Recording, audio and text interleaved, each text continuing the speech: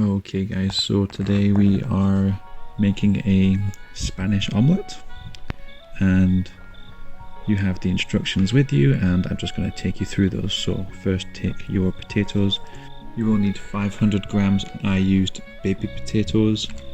Please bear in mind that as I'm making this recipe, this is actually for one.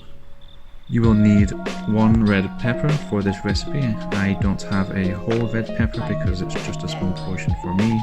And after this you will also need 2 small onions, finely sliced. Again, I'm using just a small portion of red onions based on what I would need for. And this is really nice. With the chives, you can actually have the children help out. If you have lots of small ones who you are unsure of with knives, they can use scissors to cut the ends of these off. Now again, I'm using a little less for my portion. Then you'll have all your ingredients. After that, you will need to put a knob of butter. I'm putting a generous amount in because it'll be there over a long period of time. So once you have the butter melted, have the onions added, keep a close eye on these, don't let them burn, they don't want to go too dark, and leave them on for approximately 10 to 15 minutes. And I also have my potatoes on the side ready to simmer. Those potatoes will gently simmer for about 8 to 10 minutes. Now add your eggs. You will have 8 to 9 eggs depending on the size of the omelette you want to make, in a bigger pan of course. I however will only need 2, add some salt and pepper, and of course your chives.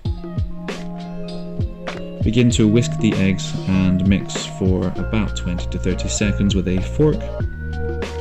Once you've got them whisked, put them aside and wait for everything to cook. Then add your peppers towards the last 3 to 5 minutes of the onions and just mix that in a little bit with a little stir or a little flip of the wrist. Then take a fork and check your potatoes. They should just slide off in there. They should be hard to pick up but not too hard. Here what I've done is I've added all the ingredients together. You can put these in any order that you wish.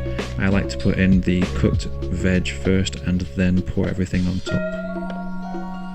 Keep an eye on the edges as they are a good way to show you how it's cooking. You still want this on a low heat, and then when you reach the 10 to 15 minute mark of your larger omelette, you can start to check between that time frame, see if the bottom looks nice and browning.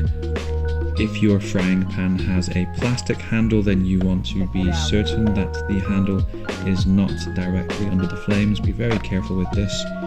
And even if it is a metal handle, still keep it out.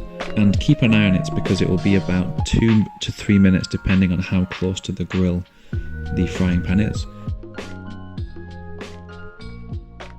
And of course, once you are finished, take it out of the frying pan. I am leaving it in the pan for you guys to see, however you guys can dish it out however you want and enjoy this lovely Spanish omelette. Thank you for joining us and have a lovely evening.